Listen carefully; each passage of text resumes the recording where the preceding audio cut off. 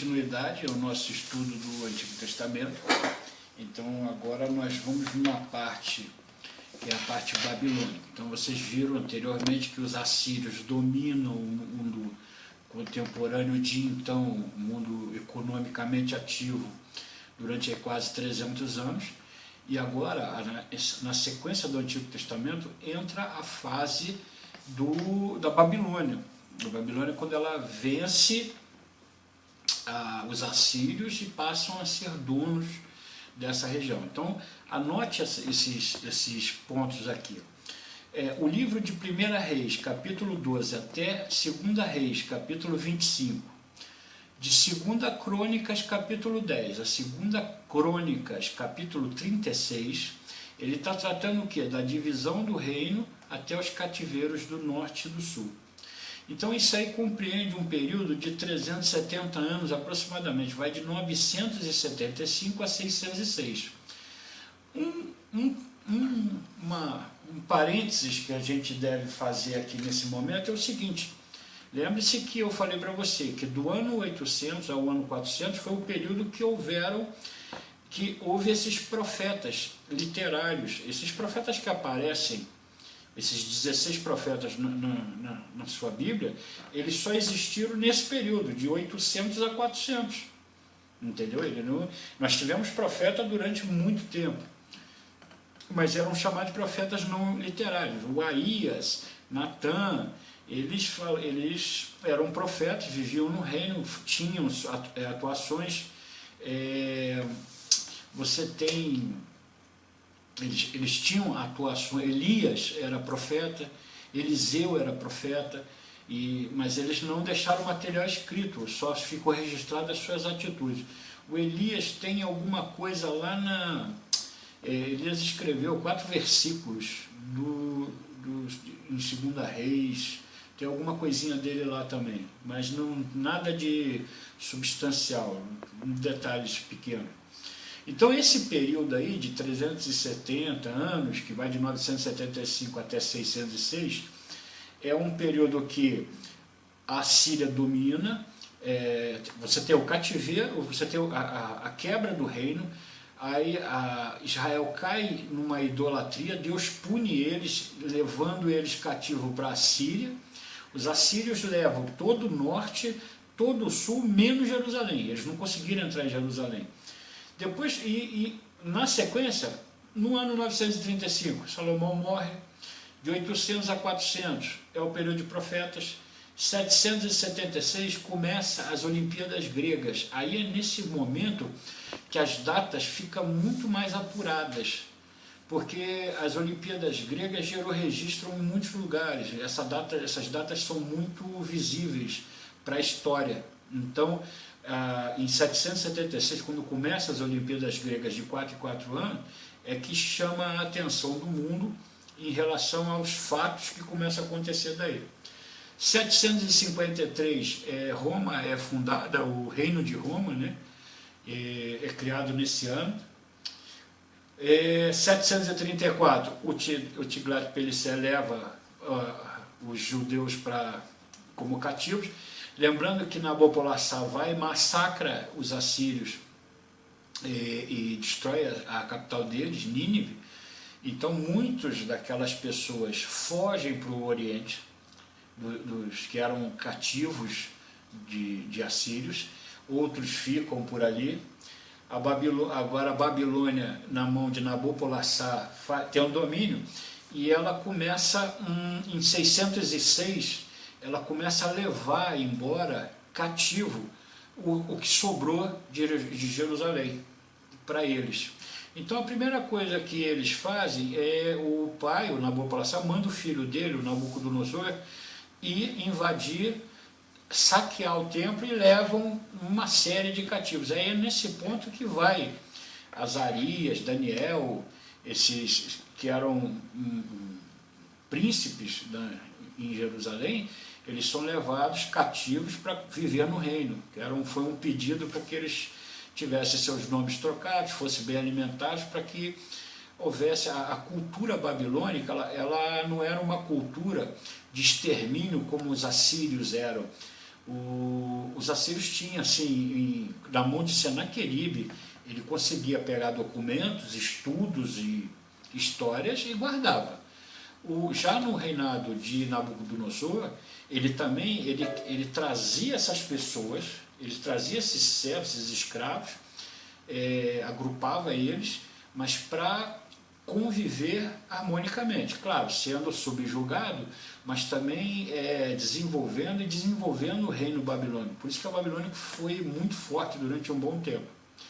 E para ele conseguir arrastar, ele levou cativo o povo os judeus em 3 levas. Ele levou 20 anos para levar todo mundo.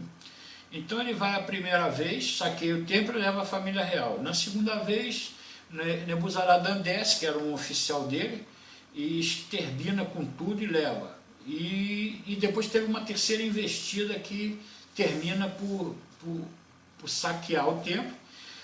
E 3 profetas têm destaque nesse período. Então o Jeremias, que sofre muito na mão de Fassura aí nesse ponto, dentro da cidade, Jeremias o tempo inteiro gritando, o tempo inteiro, tem sessões que dizem até que Jeremias teve que andar 3 anos nu para dizer como seriam levados os judeus cativos. Depois que a Babilônia destrói Israel, principalmente Jerusalém, ele coloca Gedalias como chefe, era um nobre lá da época, sem muita expressão, e deixa Jeremias lá. Ele leva Daniel e Azarias, Urias e mais um outro lá, que são Sadraque, Mesaque e Abednego, e muda o nome de Daniel para Beltesazar.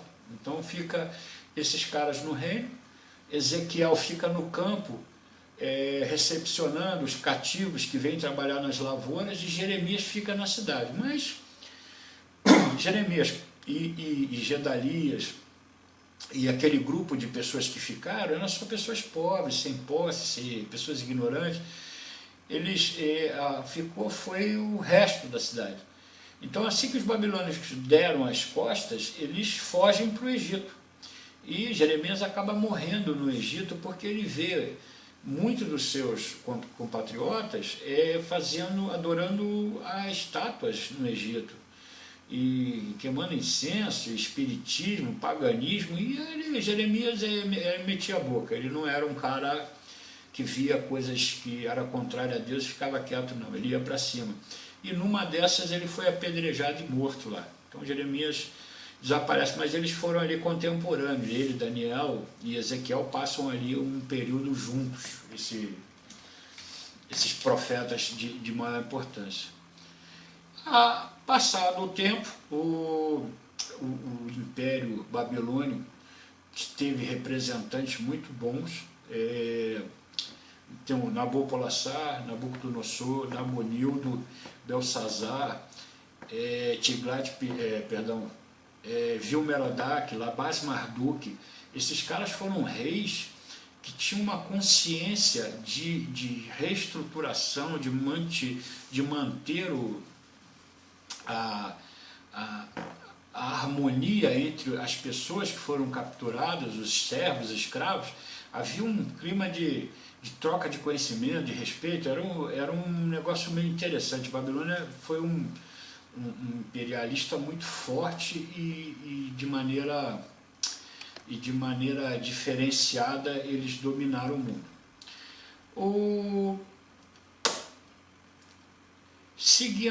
Durante 70 anos, a Babilônia comanda toda essa parte essa região econômica do Oriente Médio. Eles dominam, cobram altos tributos, eles vêm dissecando, e Daniel passa os episódios de aquelas pessoas, os 3, Sadraque, Mesaque e Abednego, que são jogados na fornalha ardente, e quando eles olham, havia uma 4ª pessoa lá dentro, e ele sai sem sequer a roupa ser chamuscada. Para vocês terem ideia, a pessoa que manuseou a porta da fornalha morreu queimado, só de chegar perto da porta. Então, e os 3 foram jogados lá dentro e saíram sem nada. Daniel, na sequência, foi jogado na cova dos leões, leões que mortos de fome, mas os anjos cercaram eles e nada aconteceu com Daniel. Daniel era muito respeitado naquele lugar, havia, claro, interesses porque ele tinha uma influência muito grande. E a Babilônia viveu o seu período áureo, até que os persas vêm e dominam o cenário. Então essa entrada dos persas, vamos aqui, essas entradas dos persas no cenário, ela está ali em 2 Reis, capítulo 25, 2 Crônicas 36 e Neemias, capítulo 13, né? Então ali tem a restauração e o povo é mandado de volta para a Palestina. Isso está entre 536 até 330. O rei Ciro da Pérsia domina os babilônicos, mas ele, o Deus desse rei persa, era o Deus dos hebreus. E ele imediatamente determina o retorno dos judeus para a Palestina. Eles querem que todo mundo volte para casa. Os hebreus, quando foram levados para a Babilônia, eles foram obrigados a aprender a falar o aramaico. Eles eram exigentes, eles trocavam o nome e trocavam a língua da pessoa.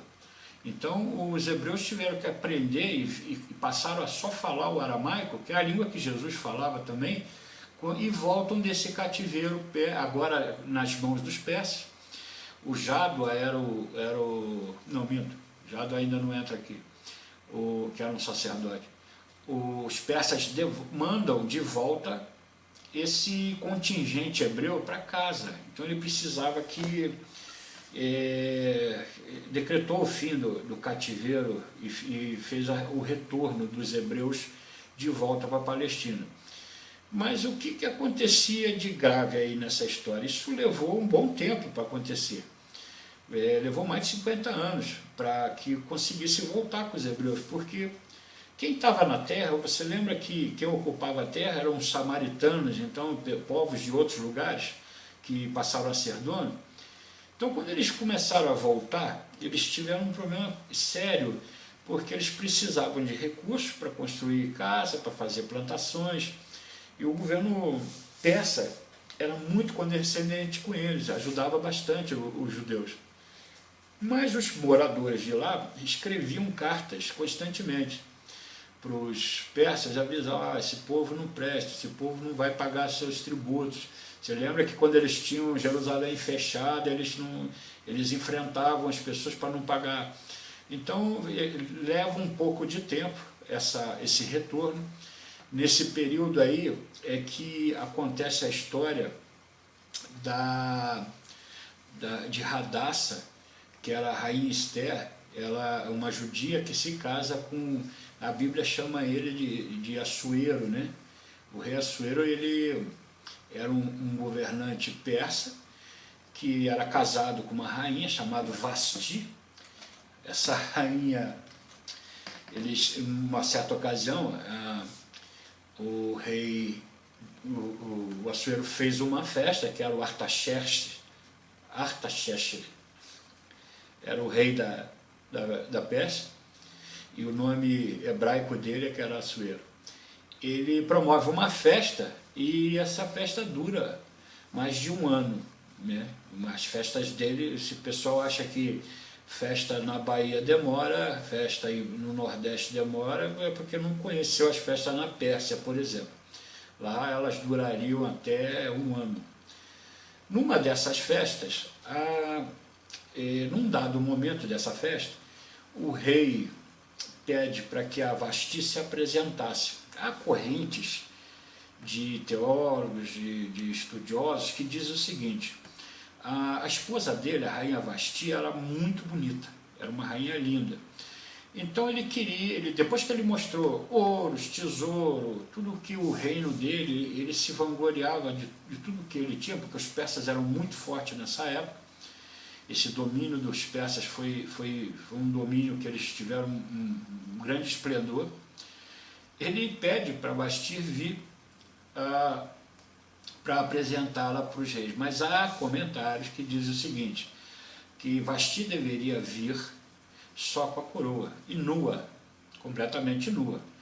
Então ela se recusa a entrar no salão real, onde estão os convidados, todos bêbados provavelmente, e em pelo. Então ela não aceita ir lá para se apresentar, para se mostrar, para ele poder mostrar como se fosse um animal de raça. Então isso gera uma certa repulsa, as pessoas começam a perturbar o rei, falar, poxa, essa mulher não te respeita, as outras também não vão respeitar a gente. Ele destitui a Vasti, a rainha, e ele vai à procura de outros. Fala, olha, no seu império tem milhares de mulheres virgens, novas, bonitas, e foi feita uma seleção.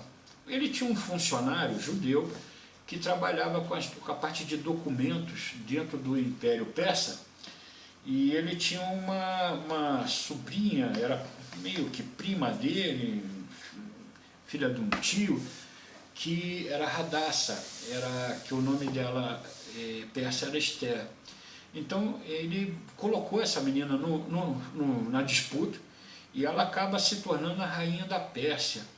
Isso 58 anos depois que a Pérsia mandou os judeus voltarem. Acontece que Mordecai teve um entrevero lá com um sujeito chamado Ramã, e esse Ramã queria matar o Mordecai e todos os judeus, e convence o rei a assinar um decreto para que os judeus fossem exterminados. A Esther se envolve na história, conta o que aconteceu, tem uma história aí de assassinato, que iam matar o rei da Pérsia, o Mordecai que descobre, fala para ele, mas também não se declarou dizendo, eu salvei sua vida, não, ele ficou quietinho. Passado um tempo ela fala, lembra do Mordecai? Então, nós vamos todos sucumbir por causa da lei. E aí o rei persa, o Assuero fala, não, faz o seguinte, autoriza uma lei que os judeus se armassem para se defender e lutassem protegendo a sua vida. Então os judeus não foram exterminados. Essa história de Esther, ela tem uma particularidade. Quem escreveu esse livro foi o Mordecai.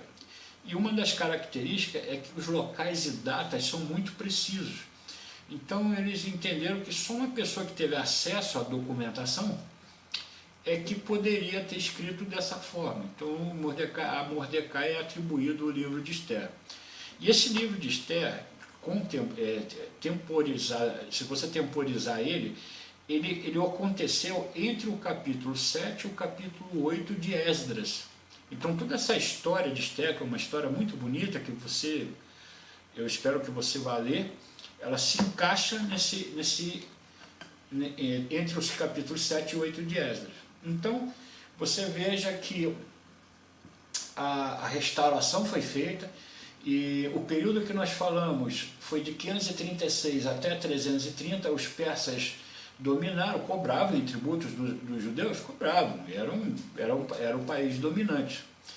Quando chega nesse período aqui, para fazer essa restauração, o que acontece? Você imagine que as pessoas estão voltando para casa sem dinheiro.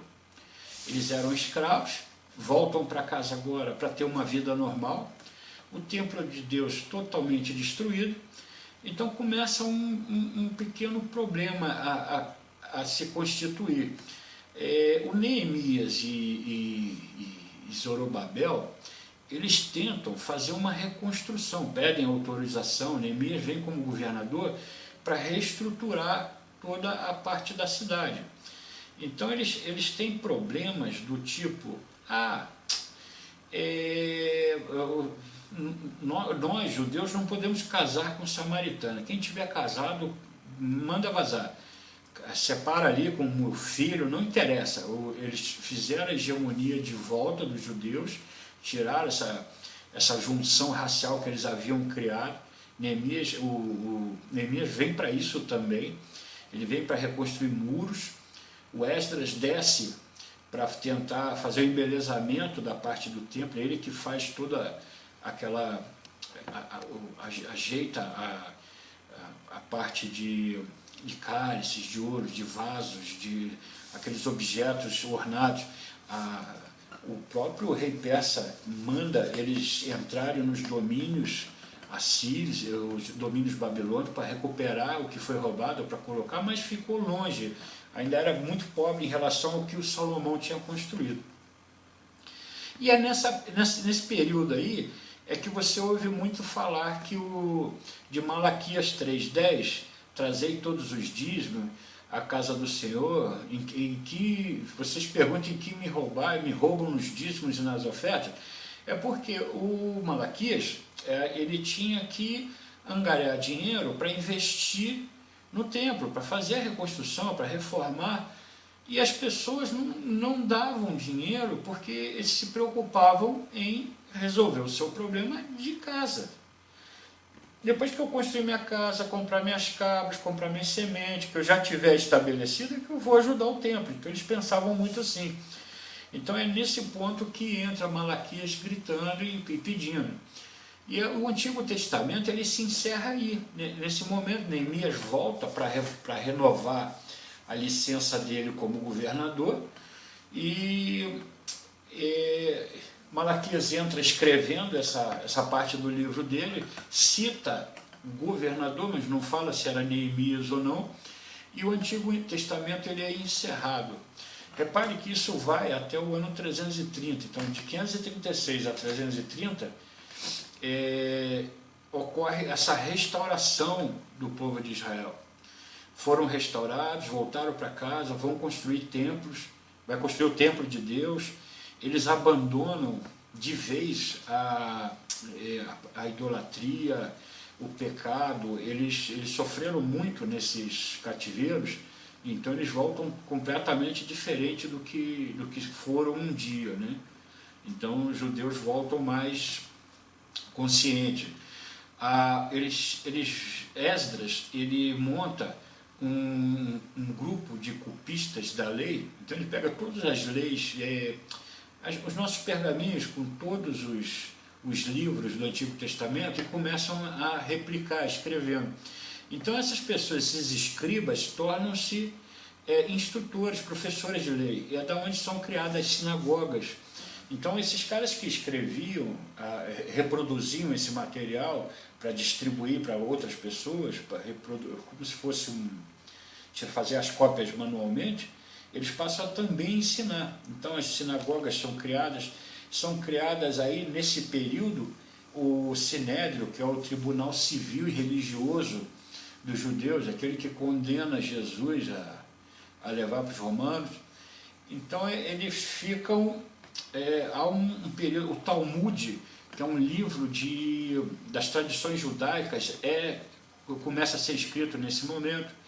Então Israel começa a se consolidar como nação aí depois desse cativeiro persa, que vai durar até 330. No ano 330, começa um novo problema. 330 em diante, entra em cena os gregos. Então, os gregos agora, eles no ano de 330, eles que vêm e fazem o domínio das nações da época, das nações capitalistas daquele período, e os gregos também são condescendentes com os judeus, entendeu? Eles ajudam muito.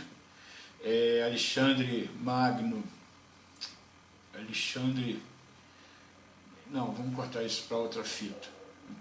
Vamos parar por aqui para não misturar os coisas, não vai confundir.